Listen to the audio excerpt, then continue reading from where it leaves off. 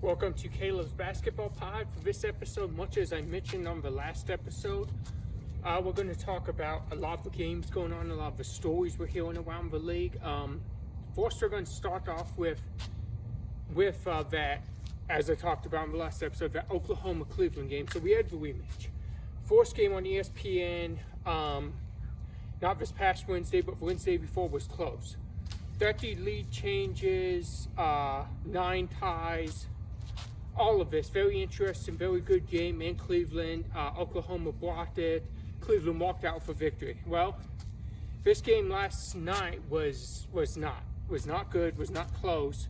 Was Oklahoma dominating, taking off from the 6:04 mark in the fourth quarter when they were down 12-10, taking off and never looking back. Cleveland shot horrible in that fourth quarter, ended the quarter with 14 points, very uncharacteristic for the number one offense in the league, but not uncharacteristic for the number one defense, Oklahoma, to shut them down. So a big part of that game, a lot of it was, much like I said, all Oklahoma. Another part was just Cleveland, they weren't there. To me, the body language looked off from the start of the game. And the fourth quarter, Isaiah Hartenstein did not play for Oklahoma. You would expect Cleveland to take advantage of the matchups you have inside because Oklahoma's playing a smaller lineup now. Well, Cleveland started the game taking 10 fourth quarter three-pointers, hitting 2 of them. Why are you taking 10 threes in the fourth quarter when you have that size advantage? Why are you not attacking inside, trying to take advantage of the chance you have to make this a game, keep it close, make it physical? When you stick to the threes and you keep it quicker pace, you play more towards Oklahoma's style, which I felt Oklahoma did an amazing job controlling that game. Much as I mentioned, from the 6-minute mark in the fourth quarter to the end of the game, they just controlled it. They stuck with it. They really attacked. They got their revenge. Shai Gilgeous put up 40. Donovan Mitchell was horrible yet again against Oklahoma. Not even mustering double digits in this one. He had 8. A really bad shooting night. Do I think it's... Hear people talking, saying, oh, it's time panic in Cleveland, they got handled, this and that. First off, going to have a bad game. Depends who that bad game's against, on, well, if it matters more. If it's against a good team, it's going to be more evident, more prevalent. If it's against a bad team, no one's really going to talk about it, and you may even escape with a win. So they had their bad game against the number 2 team at the time in the NBA, the number 1 in the Western Conference. So then when you get destroyed, it makes it look worse than he actually is. But the fact is, everybody has bad games. I don't think it's anything more about unless they get destroyed again and say the next one or two.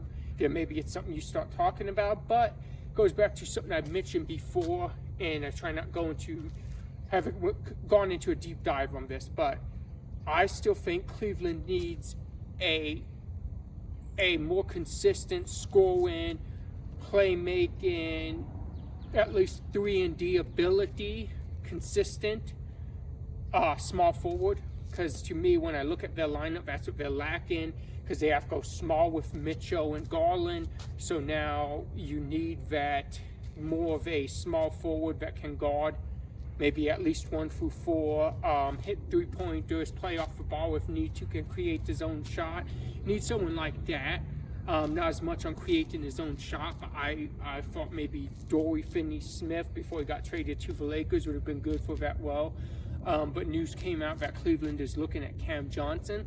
Been saying for a long time that they need to get Cam Johnson or someone like him, and that would really add and really help them have a shot to win the championship. But at the end of the day, it doesn't matter if it's regular season, and if you're in the East, you have to get through the Boston Celtics. If you're in the West, you have to get through the Dallas Mavericks.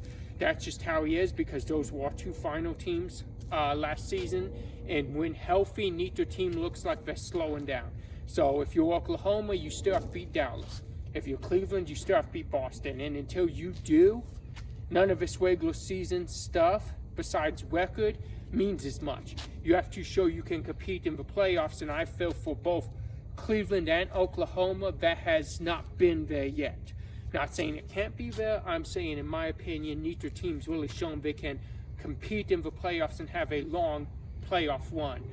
So it'll be interesting to see how both of them do, especially with them looking to lock up the number one seed in each of their conference. Yeah, it's great, but doesn't mean anything until you show you can compete, at least get to the conference finals in your side of the playoffs. And once you get there, you want to push it to more. But let's talk about another team that's lacked playoff success. Team I haven't spoke on and off on, but the Memphis Grizzlies. I think the Memphis Grizzlies need a vet, maybe even a Ford go-to guy. Desmond Bane's been up and down. We know Ja, but Ja's even been up and down this season. Some games putting up over 20, some games some games barely reaching 10.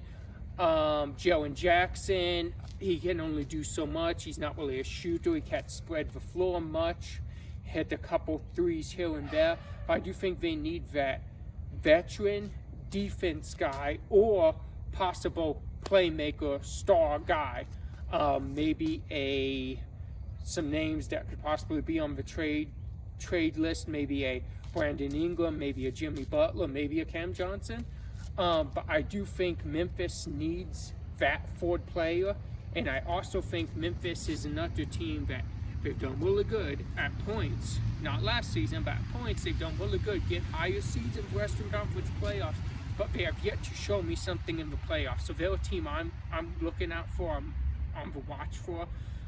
Today it's been talked about that the Golden State Warriors are interested in players like Nikola Vucevic, some bigs like that, and they've been looking into the trade market for a big kind of similar to Vucevic, but we've heard that they've had discussions with Chicago about Vuce and stuff like that.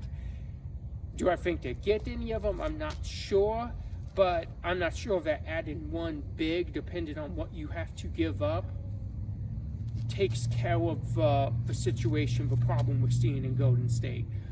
As nice as it would say to be like, hey, well, yeah, you get that big, you don't give up your young players, you're good. I don't think that fixes everything. Golden State, I think it helps. I don't think it fixes everything. Now, it's a problem for Golden State. Buddy Hield started the season like he took off. He started it great. And then after about maybe 15 games in, the production from Buddy Hield's been like non-existent. As well with Clay in Dallas, it's been much of like vice versa.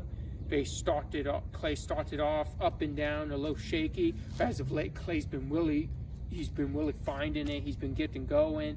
Him and Derek Lively with that two-man game's been spot on, and they've had time to adjust that because Luka and Kyrie missed quite a few games each, so they've had time to adjust and get that two-man game going.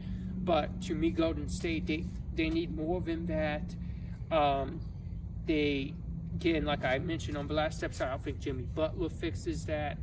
I think Jimmy Butler, you'd have to give up too many young assets, and I don't think it's going to fix anything. I have heard that Phoenix is still in the market for Jimmy Butler. Phoenix is looking to possibly deal Bradley Beal, but Bradley Beal would have to find somewhere where he would say yes to. He would waive his trade clause, go Miami, but Miami has no interest in him. So that's an odd situation to look. And you look at Phoenix, and their record is disappointing, especially when you have Kevin Durant on the team. But there's teams out there, unfortunately, in the Western Conference that have surprised us, but not in a good way, in a bad way. Minnesota's another team that, to me, I felt just took a big step backwards when they got when they traded Karl Anthony Towns and they got Julius Randle. And it's not a knock on Julius Randle. I just think the ball sticks too much. I think between him and Anthony Edwards, the ball sticks, and they just don't have that ball movement. They aren't getting everyone involved. If Edwards is going, Julius Randle's standing around. If Julius Randle's going, Edwards is standing around. It's not like with Karl Anthony Towns and Anthony Edwards, where if Edwards is going, He may get double teamed and Towns may get a 3 or 2 and he gets going now. And then now if Towns is going, may take some of the pressure off of him by letting Anthony Edwards do his thing. So it's much different at this point with that, how that Minnesota team's built, and in my opinion they took a step backwards, and now you have to try to find that number 2 guy to Anthony Edwards. You had your number 2 guy and now you lost that. Now you have to find it, and even their defense hasn't been on par this season. One more thing real quick before I let you guys go. Today is the day Jimmy Butler gets to return to the Miami Heat, so keep you updated. Hopefully we hear more about that over the weekend. What happened? Will he have played by the time we get our next podcast on Monday? That's a situation that's been very interesting, so stay tuned and we'll keep looking and we'll try to see what's going on with that, and hopefully I have some updates on that for you when we come back on Monday. But until Monday, have a great weekend and I'll see you on Monday.